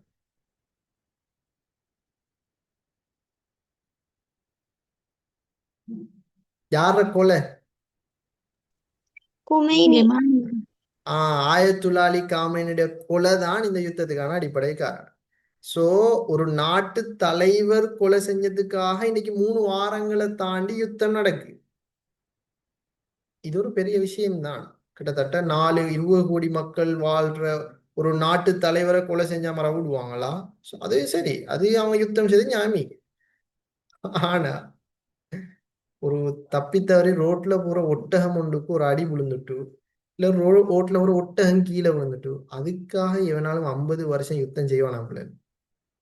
உங்களுக்கே இது மனசு பொறுக்கல. சொல்லுங்களே, சொல்லுங்களே பிள்ளைகள். ஓம் சார்.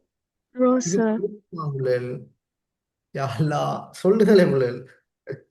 ஒரு ஒட்டகம் காயப்பட்டதுக்கு 50 வருஷம் யுத்தம் செய்யறா யாராலும்? இது இந்த இந்த ஒரு போதும் எல்லாத்துக்கும். இவங்க புத்திசாலிகளா இல்லையான்றது இந்த யுத்தமே பதில் சொல்லும். இதுக்கெல்லாம் யுத்தம் செய்யறதா? தேவையா அப்படி ஒரு யுத்தம்? ஆனா அவங்க செஞ்சிருக்கிறாங்க. ஒரு ஜஸ்ட் ஒரு ஒட்டகம் காயப்பட்டது பிள்ளை. ஒட்டகம் காயப்பட்டதுக்கு பாருங்க, 50 ஆண்டுல 132 போர். ஒரு ஆண்டுல ஒன்றுண்டாலே கூட 50 ஆண்டுல 132 ஒரு ஆண்டுல 3-4 போர் அடிச்சுக்கிறாங்க. பக்ர் தக்லப் பக்ர் தக்லப் கோத்திரம் பசூஸ் யுத்தத்தை நடத்தினாங்க. அப் அபஸ்துஃபியான் கோத்திரங்கள், கினானா கைஸ் கோத்திரங்கள், இதெல்லாம் யுத்தம் எதுக்குண்டா ஒட்டகம் காயப்பட்டதுக்காகத்தான் இந்த யுத்தங்கள் நடந்தது. சிம்பிள் பிள்ளைகள். பாருங்க. அதே மாதிரி அவங்க அந்த யுத்தங்கள் எப்படின்னு சொன்னா வல அணி, இட அணி, முன்னணி, பின்னணி, நடு அணின்னு சொல்லி அவங்களோட படைகளை பிரிச்சிருந்தாங்க. இதை நோட் பண்ணிக்கொள்ளணுமே. அந்த புக்ஸ் கேள்வி அவங்களோட எம்சிக்கு 50ல புக்ஸ் கேள்விக்கு இது வரும். முன்னணிக்கு அரபிக்ல என்ன சொல்ற? அல் முகத்திமா. பெரும்பாலும் எனக்கு சேர்ந்தா முதலாவதுங்கிறத தான் கேட்கிறேன். வலபணிக்கு அரபில என்ன அழைக்கப்படுகிறது? அந்த படையை எப்படி சொல்லுவாங்கன்னா அல் மைமனான்னு சொல்ல தெரிஞ்சுக்கணும். அப்படிதான் எக்ஸாமும் கேட்பாங்க. போன ரஷ்யா கடை உட்பிரிவை கேட்ட மாதிரி. ரைட், களத்துல கவிஞர்கள் தங்களோட கோத்திரங்களை புகழ்ந்தும் எதிர் கோத்திரத்தை இகழ்ந்தும் பாடி வரவேற்றாங்க. உக்கால், துல்மஜாஸ், மஜன்னா போன்ற இடங்களை ஒன்று கூடி சந்தை ஒர்க்கிங் விஷயங்களை பார்ப்பாங்க. அதே மாதிரி அவங்க எப்படின்னு சொன்னா, இப்ப ஃபார் எக்ஸாம்பிள் விருந்தோம்பல், அந்த அரபிகள்கிட்ட வந்து பிள்ளைகள் எப்படின்னா நல்ல பண்புகள் இருந்தீங்க. இந்த கொடுத்த வாக்க மீற மாட்டாங்க. மனன சக்தியில அவங்கள அடிக்க யாரும் இல்லை. கொடுத்த வாக்க மீற மாட்டாங்க.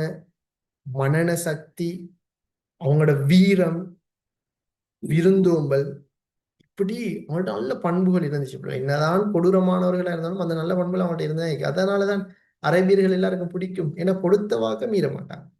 நான் செய்ய மாட்டேன்னா செய்ய மாட்டான். அவனோட வீரம் பயந்து ஓட மாட்டான். அரபு சமூகம் அவன் பயந்து ஓட மாட்டாங்க. இப்ப கூட நீங்க அரபு நாட்டுக்கு போனா உங்களை கணக்கும் எடுக்க மாட்டாங்க. ஏன்னா அவங்கள நினைச்சு நாங்க ஒரு அரபு சமூகம் அப்படின்னு அவங்கள நினைச்சு கொள்வாங்க. அவங்களோட இப்ப ரிலேஷன் வந்து வெளிநாட்டுல இருப்பாங்க தானே, கேட்டு பாருங்க அவங்களுக்கு ஒரு மதிப்போடு தாராங்களா, கணக்கும் எடுக்க மாட்டான். ஏன்னா அவங்க நினைச்சுக்கிற நாங்க தான் பெரிய ஆக்கள் அப்படின்னு. அவங்களே அடுத்த நாட்டு ஆக்கள் எல்லாம் அவங்களே கீழே தான். அப்படிதான் அந்த அரபு சமூகம் நினைச்சிட்டு இருக்கிறேன். சரி, அப்ப அதை நாங்க தெளிவாக விளங்கி வச்சுக்கொள்ளணும். ரைட். சுதந்திர வேட்கை வீரம் இப்படியான பண்புகள் இருந்துச்சு. எனவே அவங்களுடைய அந்த சமூக கட்டமைப்பு இப்படித்தான். எல்லாம் கோத்திரத்தை பேஸ் பண்ணித்தான் அவங்களுடைய சமூக கட்டமைப்பு இருந்துச்சு. ரைட். இப்ப இதுல எல்லாம் சந்தேகம் தான் கேளுங்கப்பா. என்ன டவுட் இது சமூக கட்டமைப்புல?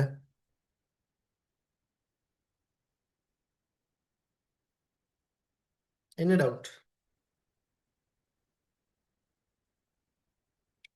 கிளியரா சமூக கட்டமைப்பு? சார் கபாயிலன்னு என்ன கோத்திரமா? ஓ, கபால்னாலும் கோத்திரம் தான். ரெண்டும் ஒன்று தான். அசபியன்னாலும் கோத்திரம் தான், கபாயல்னாலும் கோத்திரம் தான். ஓகே, வேற?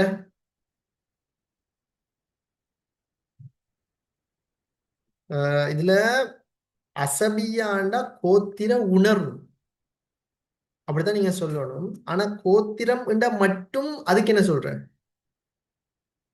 கபாயில். கபாயில். கபாயில்னா கோத்திரத்தை மட்டும் சொல்ற. ஆனா அசபியாண்டா என்ன சொல்ற? கோத்திர உணர்வு வெறி. உணர்வு. கோத்திரத்துக்கு வேற பெயர், கோத்திர உணர்வுக்கு வேற பெயர். கனெக்ட் பண்ணி கொள்ள கூடாதுமா. கபாயில்னா கோத்திரம், கோத்திர உணர்வுடா அசபியா. ரெண்டையும் கனெக்ட் பண்ணி கொடு. ஆனா இது வரைக்கும் எக்ஸாம்ல கபாயில கேட்டில்ல, அசபியாவை கேட்டிக்கிறான். அது கோத்திர உணர்வு. பட் இந்த முறை எக்ஸாமுக்கு கபாயில கேட்டு வந்து அடிச்சுட்டு வாரல கோத்திர உணர்வு. கோத்திரம் கேட்ட பிள்ளை ஜிசாக்கல நல்ல கேட்ட அப்படி டவுட் கேளுங்க. அப்பதான் இன்னைக்கு எல்லாருக்கும் கிளியர் ஆயிடும். ஓகே, வேற சந்தேகமா?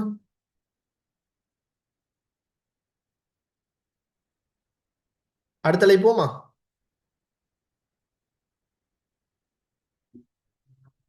ஓகே பிள்ளை, நாங்க இப்ப அடுத்த தலைப்புக்கு போவோம். அவங்களுடைய திருமண முறை. இந்த அறிவில்லாத சமூகம் திருமணம் முடிக்குமா பிள்ளை? ஓம் சார் முடிக்கும். ஷுவரா? ஷுவர் தான். முடிக்கிறாங்களா திருமணம்?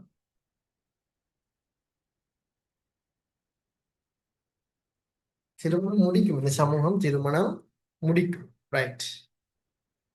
இப்படிதான் இவங்கள்ட்ட ஒரு திருமண முறை இருக்குது. அது பார்க்க கொஞ்சம் கேவலமா இருக்கு. அப்படிதான் சொல்லணும். அதை சரிதானே? நம்மட மாதிரி அல்ல, அது ஒரு வித்தியாசமான திருமண முறை. நான் சும்மா வாசிச்சுட்டு போறேன், உங்களுக்கே ஒரு ஐடியா வரும் நல்ல முறையா இல்லையா. ரைட். அவனோட திருமண முறை எப்படின்னா, நிக்கா சஹி. முதலாவது, இது நாம பின்பற்ற ஒரு வழி இப்பாரு ஒரு மகர் கொடுத்து திருமணம் முடிக்குது. நம்மட கலாச்சாரத்துல இருக்கிற அந்த முறை அது அங்கேயும் இருந்துச்சு. ரைட். அதான் வந்து மேன் மக்கள் மட்டும்தான் பின்பற்றினாங்க, எல்லாரும் பின்பற்றல. அப்ப இதை வந்து நிக்கா சஹீஹ்ன்னு சொல்லுவாங்க. அப்ப இது நல்ல ஒரு முறை. இந்த திருமணம் அங்கதான் இருந்துச்சு. போன முறை எக்ஸாம் எடுத்து தெரியுமா, ஒரு கேள்வி ஒன்று போட்டிருந்தான், ஜாஹிலியா காலத்துல நிக்கா சஹீஹ் காணப்பட்டதுண்டு. நம்மளோட புத்திசாலி பிள்ளைகள் என்ன தெரியுமா போட்டாங்க? சரின்னு போட்டாங்களா பிள்ளைன்னு போட்டாங்களா? சொல்லுங்க பாம். இல்லைன்னு போட்டிருக்காங்க. போட்டிருக்காங்க. அவன் அப்பதான் ப்ரொஃபஸர் அப்படித்தான் அழகா கேள்வி கேட்பாரு. இது அங்க இல்லாம இல்லமா இருந்துச்சு, ஆனா எல்லாரும் பின்பற்றல. எந்த மக்கள் மட்டும் பின்பற்றிக்கிறாங்க பாருங்க. எந்த மக்கள்? மேன் மக்கள். மக்கள் மட்டும் பின்பற்றி தான் இருக்கிறாங்க. அங்க இல்லைன்னு சொல்லக்கூடாது. இது இருந்து. ரைட். அது ஓகே. அடுத்தது, இது ஒரு முறை நிக்கா இஸ்திப்லாவ். மனைவியை அவளது சுத்த கால பகுதியில் தான் விரும்பிய ஒருவனிடம் அனுப்புவது. கணவன் என்ன செய்வான்டா, குழந்தைகளை பெற்றெடுக்கணும் இல்லத்துக்கு, அவனுக்கு ஏலும் குழந்தை பெற்றெடுக்க. ஆனா அவன் என்ன செய்யறான், இன்னொருத்தன்ட்ட அனுப்பி குழந்தையோட பெற்றெடுக்கிறதுக்காக இன்னொருத்தன்ட்ட தண்ட மனைவியை அனுப்புறான். இது ஒரு திருமண முறை. நிக்கா இஸ்திப்லாவ் ஒன்று. இன்னொரு முறை, இன்னொரு திருமண முறை என்னன்னா நிக்கா தவாத்து. இந்த முறை எப்படின்னா, ஒரு பெண் 10க்கு குறையாத ஆணோட தொடர்பு கொள்ளும். 10க்கு குறையாத ஆணோட தொடர்பு கொண்டு குழந்தை பெற்றெடுக்கணும். அப்ப அந்த குழந்தைக்கு யார ஐன கச்சாலும் ஆயிக்கிற புள்ள. சரி, இப்ப நான் எனக்கு எங்கள்கிட்ட படிச்சு தர டைம்ல சார் என்ன கூட்டாளி படிக்கணும்னு டவுட் ஒன்று கேட்டான் சார். இப்ப ஃபார் எக்ஸாம்பிள் நபியாவோட காலத்திலயும் வந்ததான் ஒரு ஆணுக்கு எத்தனை திருமணம் முடிக்கலாம் சொல்லுங்க. 4 4. திருமணம், பெண்ணுக்கு ஒரு திருமணம் தான். ஒரு இது நபியாவோட காலத்துல இப்படி ஒரு சம்பவம் ஒன்று வந்துச்சு. அப்ப நபியா அவங்க சொன்னாங்க, இது ஒரு உதாரணம் ஒன்று காட்டினாங்க. ஒரு கிணற்றுக்கு என்ன செஞ்சாங்கன்னா 4 தண்ணி பொட்டில கொண்டு வந்து ஒரு பக்கெட்டுக்கு ஊத்தினாங்க. ஒரு கொத்தர் கொண்டு வந்த ஒரு தண்ணி போட்டில் அதுக்கு ஊத்தினாங்க. இன்னொருத்தர் கொண்டு வந்து இன்னொருத்தர் 4 பேர் கொண்டு வந்த தண்ணி போட்டிலையும் ஒரு ஒரு கப் ஒன்று ஊத்திட்டு நபியா என்ன செஞ்சாங்கன்னா புதுசா ஒரு கப் ஒன்று அதுக்குள்ளுக்கு போட்டு அந்த தண்ணி எடுத்து யார தண்ணின்னு கேட்டா யார தண்ணின்னு காட்டுரு சொல்லலுமா யார தண்ணின்னு. சொல்ல ஏலா இயலாது. இதுதான் நபியோட காலத்துல இந்த உதாரணம் சொன்னாங்க. அதனாலதான் பெண்களுக்கு அப்படி திருமணம் முடிக்கல, அது ஆண்களுக்கு கேள்வி. இப்ப என்ன விஷயம் என்ன, இது நபியோட பிறகு இது எல்லாம் இதுட எஃபெக்ட் தான். அது நபியோட காலம் வரைக்கும் இந்த கேள்வி வந்ததுக்கு எஃபெக்ட் இங்க நடந்ததுதான். ஒரு பெண் 10க்கு குறையாத ஆணோட தொடர்பு கொண்டு விழுந்து வைக்கும். அப்ப இது எப்படின்னா சண்டை என்ன கூட்டாளி பண்ணி வந்து படிச்சு தர டவுட் கேட்டான் சார். இப்ப 10க்கு குறையாத எனக்கு இன்னும் ஞாபகம், நான் அரபி காலேஜ்ல படிச்சுட்டு கேட்டான். அதே பாடம் தான் படிச்சிருந்தேன் சார். நீங்க சொல்றீங்க சரி, 10க்கு குறையாத ஆணோட தொடர்பு கொண்டு குழந்தை பெற்றெடுத்தா அந்த குழந்தைக்கு அந்த பெண் யார தந்தைன்னு சொல்லுவார் அப்படின்னு ஒரு கேள்வி. அந்த கேள்வியை அங்கே என்ன அப்ப அவரு சொன்னார் என்னடா, அந்த குழந்தைட வாக்கு 10 பேர் வந்து அந்த குழந்தைட வாக்கு யார்ட சாயல ஒட்டிக்கிறோ அவர்தான் அந்த குழந்தைட தந்தை. அப்படித்தானே அவங்க முடிவு எடுப்பான். ஏன்னா கச்சாலா இருதே தப்பி தவறே நம்ம இந்த 10 பேர்ல ஒருத்தரை காட்டிட்டா முடிச்சு அவர் தானே என்ன வாப்பா. வாப்பா. சரி, சோ அப்ப அது ஒரு முறை பிள்ளை நிக்கா தவாத்துன்னு ஒரு திருமண முறை. அடுத்தது நிக்கா பக்காயான ஒரு பெண் தன்னிடம் வரும் எல்லா மேலேகிறதாலும் 10. இது என்ன பேக்கேஜ்? 1 மந்த் பேக்கேஜா? இது அன்லிமிட் பேக்கேஜ். இது ஒரு லிமிட் ஒன்றே இல்லை, எல்லாரோட தொடர்பு கொள்ற இது ஒரு வித்தியாசமான முறை. அடுத்தது நிக்காஹ் முத்வா. இது 5ஆம் நாங்க படிச்சிட்டோம். யாரு பின்பற்ற முறை? ஷியாக்கள். ஷியாக்கள். இது ஆரம்பத்துல இங்கதான் இருந்த. ஆனா நல்ல ஞாபகம் வச்சு கொடுங்க, இது ஜாஹிலியா காலத்துல பின்பற்றப்பட்ட ஒரு முறை. தற்காலிக திருமணம். ஒரு கணவன் தன் மனைவியை அனுப்பி ஒரு 3 மாசம் அனுப்பி திரும்பவும் அவங்கள திரும்ப எடுக்கிற ஒரு தற்காலிக திருமணம். ஒரு 3 மாசத்துக்கு இன்னொருத்தர் அனுப்பி எடுக்கிற இந்த முறை ஜாஹிலியத்துல இருந்துச்சு. ஆனா இது அப்படியே வளர்ந்து வந்து வந்து வந்து வந்து வந்து கைபர் யுத்தம் ஆகும் போது நபி அவங்க தடை செஞ்சுட்டாங்க, நாம தப்பிச்சிட்டோம். ஆனா ஷியாக்கள் அந்த கைபர் யுத்தத்தையும் தாண்டி இது கூடும் என்ற நிலைப்பாட்டுக்கு வந்துட்டாங்க. ஸோ அதனால இன்றைக்கும் அவங்க பின்பற்றுறாங்க. நம்ம தப்பிட்டோம் கைபர் யுத்தத்துல, அவங்க அதை பின்பற்றுறாங்க. எனவே இந்த ஷியாக்கள் பின்பற்ற இந்த முத்துவ திருமணம் எங்க இருந்து வந்தது? அப்ப ஜாஹிலியா. ஷியாக்கள் இருந்துட்டு வந்ததாம். ஜாஹிலியத்திலிருந்து ஷியாக்களுக்கு வந்திருக்கு. ஷியாக்கள் பின்பற்றுவது ஷியாக்கள் யாரா சொன்ன ஷியாக்கள் இருந்து வந்தேன்? நதீமா எங்க? நதீமா நதீமா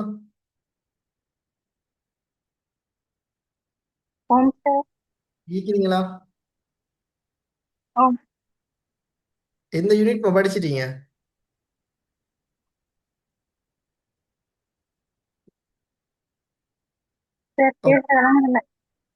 சரி சரி, இன்றையில இருந்து ஸ்டார்ட் பண்ணுவோம். அப்ப படிக்க ஸ்டார்ட் பண்ணுவோம். அப்ப இன்றையில இருந்து சரிதான் நதிமா? சரி, ஓகே ஓகே. சரி பிள்ளைகள், அப்ப நாங்க இந்த விஷயத்தை தெளிவாக விளங்கி வச்சுக்கொள்ளணும். இது அப்ப அந்த இன்னைக்கு ஷியாடு அது அவங்கள்ட்ட இருந்த ஒரு முறை. அதே மாதிரி நிக்கா சிக்கார், தந்தை தமது பிள்ளைகளை பரஸ்பரம் செல்லவே என்ன செய்யுது? என்ன செய்யுது மனசு? அதை வாசிக்கும் போது எப்படி இருக்கு மனசு? உடம்பெல்லாம் கூசிட்டு போதா? அருவருப்பறி. தந்தை தமது பிள்ளைகளை பரஸ்பரம் மாற்றி மனம் புரியுது, இது ஒரு முறை. அப்ப இப்படி ஒரு ஒழுக்கங்கெட்ட திருமண முறைகள் எல்லாமே அந்த ஜாகிலிய சமூகத்துல இதுதான் அறிவில்லாத சமூகம் என்று. ஆனா நிக்காஹ் சாமியும் இருந்துதான் இதான் அதை மேன் மக்கள் பின்பற்றினர். அதே மாதிரி போல அங்க இந்த ஆண்களுக்கு உயர்வாக கணிக்கப்பட்டாங்க. ஆண்களுக்கு தான் நாங்க கெத்து டிமாண்ட் எல்லாம். பெண் குழந்தைகள் பிறந்தா உயிரோடு புதைக்கிற மரபும் இருந்துச்சு, பெண்களை ரெஸ்பெக்ட் பண்ற சமூகம் இருந்துச்சு. அதெல்லாம் மேன் மக்கள் இருக்கிறாங்க. அவங்க பெண்களை கௌரவமா நடத்துவாங்க. அதே மாதிரி பெண்கள் மதிக்கப்பட்டாங்க. ஏன்னா அந்த இப்ப மேல பார்த்தோம் தானே அந்த சிலைகள், லா துஸ்ஸான்னு சொல்லக்கூடிய சிலைகள் பார்த்தோம் தானே, ஆமாம் சார். சிலை எல்லாம் பெண்கள் தான், அது எல்லாமே பெண் தெய்வங்கள். அப்படி பெண்களுக்கு ஆண்களுக்கு டிமாண்ட் இருந்துச்சு, அதே மாதிரி பெண்களுக்கும் இருந்ததுதான். ஆனா ஆண்களோட ஒப்பிடும்போது பெண்களுக்கு டிமாண்டா இல்ல. இல்ல. ஆனா அப்படின்னு சொல்ல இயலாது. ஏன்னா தெய்வங்களுக்கே தெய்வங்கள் ஆனா தெய்வங்களும் பெண். இப்ப இந்து மதத்துல எல்லாம் பாருங்க, இந்து மதத்துல பெண் தெய்வ கடவுள் இருக்குதானே. ஓம் சார். பத்திரகாளியில ஆரம்பிச்சு லட்சுமி அப்படி எல்லாம் ஈக்கிறாங்க தானே இந்து மத கடவுள்கள். ஆஹ் அந்த அவங்க மாதிரி தான் இங்கேயும் பெண் தெய்வங்கள் எல்லாம், அந்த சிலைகள் எல்லாமே பெண்கள் தான். அப்ப அதுகளை நீங்க தெளிவா விளங்கி சொல்லணும். ஸோ இதுதான் அவங்களுடைய திருமண முறைகள். அப்ப அதை நீங்க நோட் பண்ணிக்கொள்ளுங்க. அதே மாதிரி அவங்களோட நிர்வாக ஒழுங்குகள் எப்படின்னு சொன்னா, அவங்களோட நிர்வாகம், அவங்களோட அரசியல் எப்படி இருந்துச்சுடா, இப்ப மக்கா வந்து ஃபேமஸ் எதுக்குடா, இப்ராஹிம் அலை அங்க இருந்தாங்க, தன்னை மனைவி ஹாஜர் அலைஹிஸ்ஸலாம் இருந்தாங்க, இஸ்மாயில் சலாம் அவங்க இருந்தாங்க. அதாவது இப்ராஹிம் அலைஹிஸ்ஸலாத்தோட ஃபெமிலியே அங்கதான் இருந்துச்சு. அடுத்து ஜம்சம் நீரூற்று அங்க இருந்துச்சு. அதே மாதிரி கல்பா இருந்துச்சு. இந்த மூன்று காரணங்களினால ஒட்டுமொத்த உலகமும் எங்க வந்துட்டு போற ஒவ்வொரு வருடமும் மக்கா கௌபாவுக்கு. கல்பாவுக்கு வந்துட்டு போற.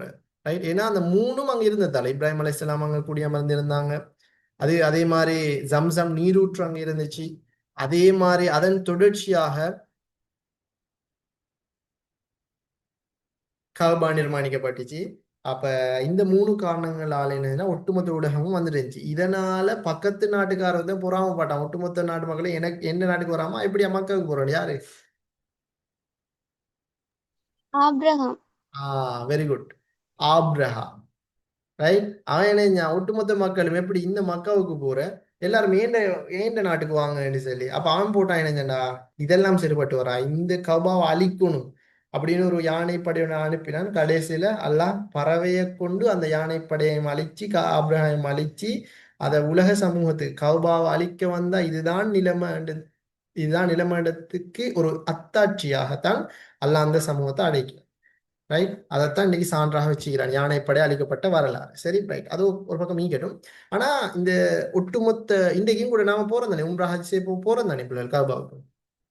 என்னதுக்கு, அந்த மூணு காரணங்களினால்தான். அப்ப அதை நாங்க தெளிவாக விளங்கி வச்சுக்கொள்ளணும். ரைட். அப்ப அங்க நிர்வாகம் எப்படின்னு சொன்னா, அங்க நல்ல டிமாண்டுள்ள ஒரு கோத்திரம் இருந்துச்சு, அதான் குலா கோத்திரம்ன்றது. அப்ப அந்த குலா கோத்திரத்துல தலைவர் ஹுலைலுக்கு ஒரு மகள் இருந்துச்சு. அவருக்கு பிறகு ஆட்சி செய்யணுமா இருந்தா மகளுக்கு ஆட்சி செய்யற பெண். அப்ப மகளை ஒருத்தருக்கு திருமணம் முடிச்சு கொடுத்தாரு, குசைக்கு.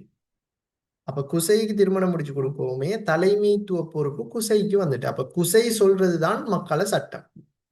ஏன்னா அவங்களோட வந்து நல்ல செல்வாக்குள்ள கோத்திரம் தானே, அவர் எது சொல்றாரோ அதுதான் மக்கா முழுவதும் சட்டம். அப்ப அவர் என்ன செஞ்சாருன்னா நல்ல நிர்வாகத்தை ரன் பண்ணார். ஏதாவது கூடி முடிவெடுக்கணுமாக இருந்தா தாருன் நதுவா என்று சொல்லக்கூடிய ஒரு சபை இருந்துச்சு. அந்த சபையில குறைசி தலைவர்கள் மட்டும்தான் கூட, இப்ப மலஊட சபை இருந்துச்சு, அதுல கோத்திரம் எல்லாம் ஒன்று விடலாம். ஆனா இந்த தாருன் நதுவால யாருக்கு மட்டும் ஒன்று கூடியலும், குறைசி தலைவர்களுக்கு மட்டும்தான் ஒன்று கூடியலும்.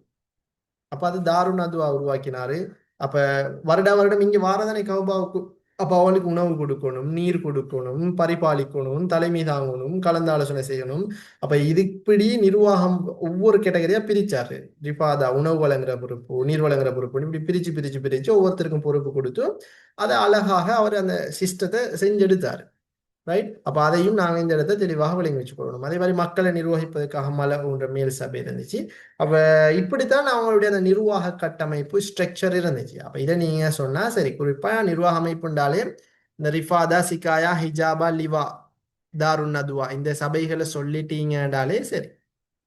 ரைட். எனவே இதுதான் நிர்வாக முறைகளாக இருந்துச்சு. அதே மாதிரி இறுதியாக ஜாஹிலியா கால மொழியும் இலக்கியம், அவனோட மொழி இலக்கியம் எப்படி இருந்துச்சுன்னு சொன்னா, இப்ப ஆஹ் காணிவேல் பெய்திருக்கிறீங்களா நீங்க? சரி. இப்ப நாங்க என்ன நேற்று முந்தின போய் நூறலியா ஃபுல்லா நீர்வீழ்ச்சிக்கு போயிட்டு லேக்குக்கு போயிட்டு நூறலியா சிட்டிக்கு போயிட்டு கடைசியா காணிவேலுக்கு போனோம். நீங்க போய்த்திருக்கீங்க காணிவேல்? யாரும் போயிலையா காணிவேல்? பேத்திரிக்கேன். பேத்திருக்கீங்க அங்க என்னெல்லாம் மீக்குது காணிவேல்ல மக்களை கவர்றதுக்காக என்னெல்லாம் வச்சுக்கிறாங்க அந்த விளையாட்டுல மீக்கிதானே அந்த ரவுண்ட் சுத்துறது நாங்கெல்லாம் சுத்தி விளையாடிதானே வந்தோம் சுத்துறது அடுத்து அந்த ரேஸ் ஓட்டுறது அதெல்லாம் மீக்கிதானே காணிவேல்ல இதுக்குன்னா மக்களை கவர்றதுக்காக அதை வச்சுக்கிறாங்க அங்க போனா எல்லாத்துலயும் போகணும்னு ஆசை வரும் ஏன்னா மக்களை கவர்றதுக்குண்டே அப்படி வச்சுக்கிறாங்க ரைட் இப்ப எப்படின்னாமா அது மாதிரிதான் ஜாஹிலியா காலத்திலையும் அங்க எப்படின்னா கவிஞர்களுக்கு டிமாண்ட் நம்ம ஒரு குழந்தை பிறந்தா அந்த குழந்தை எனக்கு டாக்டர் பிறந்துட்டாரு லோயர் பிறந்துட்டாரு இன்ஜினியர் ஆர்கிடெக்சர் பிறந்துட்டாரு தான் வரவேற்போம் ஆனா அங்க அப்படியா இல்லை ஒரு குழந்தை பிறந்துட்டாலே எனக்கு கவிஞர் பிறந்துட்டாரு கவிஞர் வைரமுத்து மாதிரி கவிஞர் பிறந்துட்டாரு அப்படிதான் அங்க வந்து வரவேற்பாங்க ஏன்னா அந்த கவிதைக்கு ஒரு முக்கியத்துவம் அவங்களுக்கு இருந்துச்சு யாரு கவிதை சொல்றாரோ அந்த கவிதைய தங்க எழுத்தால எழுதி அதை அப்படியே கொண்டு போய் எங்க தொங்க விடுவாங்க கௌபால. கௌபால கௌபால தொங்க விடப்படும் கௌபால தொங்க விடப்படும் வரைக்கும் அது கவிதை தொங்க விடப்பட்டா அதுக்கு இன்னொரு பேர் வந்துடும் என்ன பேர் காத் ஆ முஅல்லகாத் முஅல்லகாத்துன்னு சொல்லுவாங்க கௌபால தொங்க விடப்படும் வரைக்கும் அது ஒரு வெறும் காகிதம் தொங்க விடப்பட்டுட்டுண்டா அந்த செகண்ட்ல இருந்து அதுக்கு பெயர் முஅல்லகாத் ரைட் எனவே இப்படி ஒரு கவிஞர்களுக்கு ஒரு முக்கியத்துவம் இருந்துச்சு ரைட் அது ரொம்ப முக்கியமானது அதே மாதிரி பாருங்க குறைஷியருக்கு கவிதையால் பதிலடி கொடுங்கள் ஏனெனில் அது அவர்களுக்கு ஈட்டியை விட கூர்மையானது நபி அவங்க கூட ஹதீஸ்ல ஒரு முறை சொல்லியிருக்கிறாங்க கவிதைகள் அரபு மக்களின் பதிவேடுகள் என்று உமர் அலி சொல்லியிருக்கிறாங்க எனவே கவிதைகள் மிக முக்கியமானது அந்த காலத்துல அதுக்கு ஆதாரமாக நபி அவங்களோட உமர் அலியோட கூற்றுக்களையும் நீங்க இந்த காலத்துல ஆதாரமாக கொள்ளலாம் ஜாஹிலியா காலத்துல கவிதை இலக்கியம் வளர்ந்தது போல உரைநடை இலக்கியமும் வளர்ந்துதான் இருக்குது அப்ப அதுவும் நீங்க ரொம்ப முக்கியமானது எனவே மொழி இலக்கியத்தை கேட்டா அவங்களோட அந்த கவிதைக்கு கொடுக்குற ரெஸ்பெக்ட் கவிதைக்கு தான் முக்கியத்துவம் என்றதை நீங்க அந்த இடத்துல தெளிவா தெரிவிச்சா சரி பிள்ளை அதுவும் முக்கியமானது எனவே இறுதியாக ஜாஹிலியா காலத்துல பொருளாதார நிலை என்னன்னா நம்ம நாடுகள் மாதிரி அந்த நாடுகள்ல வந்து விவசாயம் செய்யறதுக்கு மண் வளம் இல்லை அங்க அந்த மண்ணில் விவசாயம் செஞ்சா பயிர் வளராது அதை சுத்தி பாலைவனமும் ஒரு ஜாய் மண்ணும் அங்கெல்லாம் விவசாயம் இல்லை அப்ப அவங்களுக்கு தெரிஞ்ச தொழில் என்னன்னா இந்த மந்தை மேய்க்கிறது கைத்தொழில் வட்டி வியாபாரம் பிஸ்னஸ் இதுகள் தான் அவங்களுக்கே தெரியும் விவசாயம் எல்லாம் பெருசாங்க இல்லை அப்ப நீங்க பொருளாதார நிலையை கேட்டா வியாபாரம் மந்தை மேய்க்கிற கைத்தொழில் வட்டி தொழில அதிகமா சொல்லிட்டு விவசாயத்தை ஷோர்ட்டா சொன்னா சரி ஏன்னா அங்க அந்த விவசாயம் பெருசா இல்லை ரைட் பாருங்க வியாபாரம்னா சிறிய ஆளுக்கு போயிட்டு வியாபாரம் செஞ்சுட்டு வர மந்தை மேய்க்கிறது மந்தைன்னா அதுக்கு எல்லாம் வந்துருமே மாடு இல்லைங்க நம்ம நாட்டுல மாட்டை பார்த்துட்டு செல்லக்கூடாது அரேபியால மாடு மேய்க்கிறேன் அங்க மாடு அல்ல ஆடு ஒட்டகம் செம்மறி ஆடு இதுகள் தான் அங்க மந்தை மேய்க்கிறேன்னு சொல்றேன் ரைட் அப்ப பெரும்பாலும் ஒட்டகம் அப்ப அந்த மந்தை மேய்க்கிறது அவங்கள்ட்ட இருந்துச்சு அடுத்து விவசாயம் பெரும்பாலும் சில இடங்கள் தான் போட்டிக்கப்பாங்க சில இடங்கள்ல தான் விவசாயம் ஏன்னா அந்த மண் வளம் இல்லை ரைட் அதே மாதிரி கைத்தொழில் செஞ்சாங்க துணி உற்பத்தி இதுகள் அதே மாதிரி வட்டி தொழில் வட்டி அங்க ஃபுல் ஃபேமஸ் வட்டி இப்படி பல பொருளாதார நிலைகள் அவங்கள்ட்ட இருந்துச்சு அப்ப அதையும் நீங்க இந்த இடத்துல தெளிவாக விளங்கி வச்சுக்கொள்ள வேணும் பிள்ளைகள் ஸோ அப்ப இப்படித்தான் நாங்க அதை பார்க்க வேண்டியதாக இருக்குது எனவே ஃபைனலா நாங்க இந்த சமூகத்தையும் நம்மட சமூகத்தையும் நாங்க வேறுபடுத்தி பார்த்தோம் சொன்னா நாங்க சும்மா கேட்கிறேனே இப்ப எல்லாம் ஓகே அவங்களுக்கு கிளியரா என்னால் டவுட் இருந்தா கேளுங்க அதாவது அவங்களுடைய சிலை வணக்கம் மொழி கலாச்சாரம் அடுத்தது அவங்களுடைய நிர்வாக ஒழுங்கு அடுத்தது அவங்களோட சமய நம்பிக்கை அடுத்தது அவங்களுடைய இறுதியாக நிர்வாக கட்டமைப்பு சமூக கட்டமைப்பு இதுலுக்கு ஏதாவது சந்தேகம் தான் கேளுங்க பாப்போம்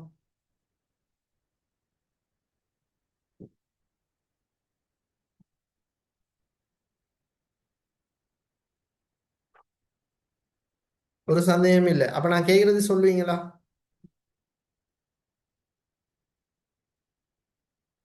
கேட்கறது சொல்லுவீங்களா சரி ஜாஹிலியா காலத்தையும் இஸ்லாமிய சமூகத்தை நான் பிரிக்க போறேன் ஜாஹிலியா காலத்துல இறைவன் ஒருவன் சாரி ஜாஹிலியா காலத்துல தெய்வ நம்பிக்கை பலது ஆனா இஸ்லாமிய சமூகத்துல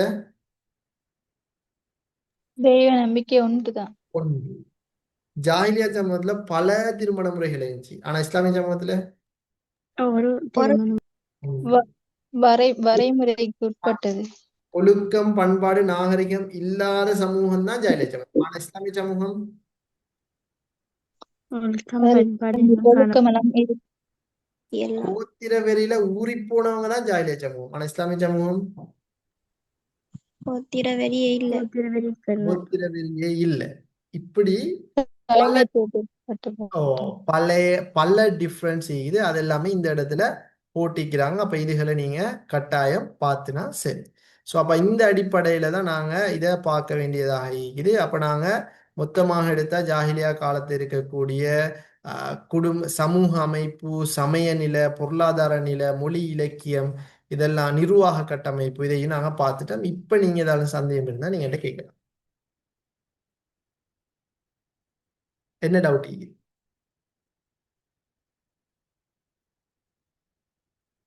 எனி டவுட்ஸ்? கிளியரா? அப்ப சமரிப்போமா? சார் அந்த காலத்துல பெண் கவிஞர்கள் இருந்தாளா? இல்ல இல்ல, ஆண் கவிஞம் கவிதை சொல்றது வந்து பெண்கள் அல்ல, ஆண்கள் தான். பெண்கள் பெருசா சொல்ல மாட்டாங்க. பெண்கள் அந்த சூனியம் அதுகளை செஞ்சாங்க. அடுத்து பெண் தெய்வங்கள் இருந்துச்சு. ஆனா பெரும்பாலும் கவிதை சொல்றது இம்ரவுல் கைஸோ, உமர் கயாமோ, சுஹைரோ.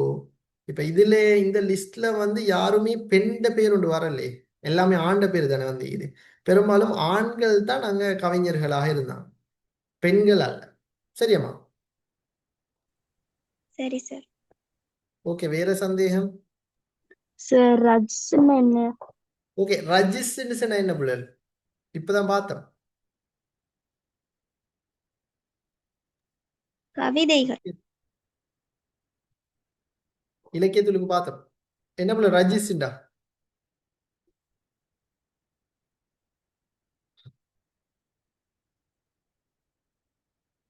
ரஜிஸ்னா என்ன?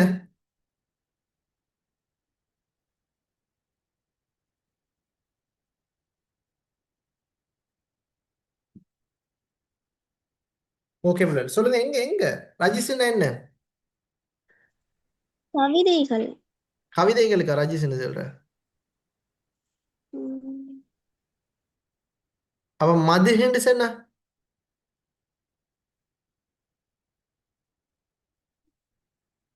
மதுஹிண்டு சொன்னா எதிர்கோத்திரத்தை புகழ்ந்து இகழ்ந்து படிப்பாங்க தானே, அதுக்கு என்ன சொல்ற? புகழ் பாக்களுக்கு மது, வகை பாக்களுக்கு ஹிஜாஸ். அப்ப கவிதை இலக்கியம், உரைநடை இலக்கியம் அதுகளுக்கு?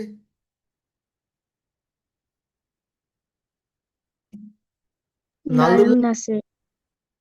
நஸ்ர். Okay right. வேற வேற என்னம்மா? சமரி போமா அப்ப நம்ம?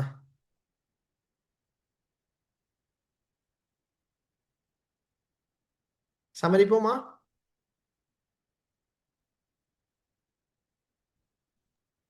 சார் ஓ. டவுட் இல்ல, ம் நடைமுறையில ஒன்று நான் பார்த்தேன். ம் கேளுப்பா. அந்த முத்துவாக்கு திருமணம் இருக்குதானே, வெயிட் வெயிட், எப்படிமா திரும்ப கேளு. அதுல முத்துவா திருமணம் இருக்குதானே, ஓ. இத வந்து சமீபத்துல ஒரு ஈரான் இராணுவ வீரர் வந்து செய்ததாக பிரபலியமா போட்டிருக்கிறாங்க ம் சோசியல் மீடியா ஒன்றுல. ம் அப்ப அது மூலமா அவங்களோட கொள்கைகள் பகிரங்கப்படுத்துறாப்புல இருந்துச்சு. ஓகே. சோ அல்ல, அத சொல்ல வந்த நான் அப்ப டைம் கிடைச்சிக்கல, சொல்லிட்டு இருக்கும்போது இப்ப அதுதான், வேற ஒண்ணு இல்ல. ஓகே, அது அப்படித்தானே. அது இராணுவ வீரர் மட்டுமல்ல, அவங்க ம். எல்லாரும் ம். செய்யறதான். ஆனா இப்படித்தானே பிள்ளைகள் இப்ப நமக்கு சொல்ல இயலாதே மாது. ஏன்னா வெளிச்சமூகம் ஈரான் எப்படி பாக்குது சொல்லுங்களே. இஸ்லாமிய நான் நாடா இப்ப பாக்குது, உண்மையிலேயே அவங்கள அப்படி அதுக்கு சொன்னா, எதிரா.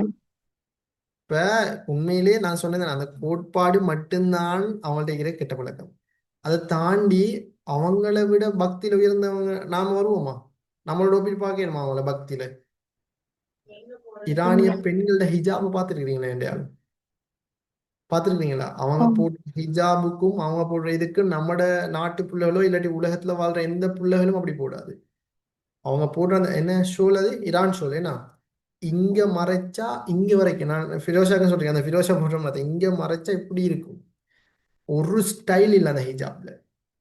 இந்த பர்தால ஒரு ஸ்டைல் ஒரு ஹிஜாப் இல்லை. இதே சவுதிக்கு போய் பாருங்களே, எப்படி இருக்கும் ஹிஜாப், எப்படி இருக்கும்?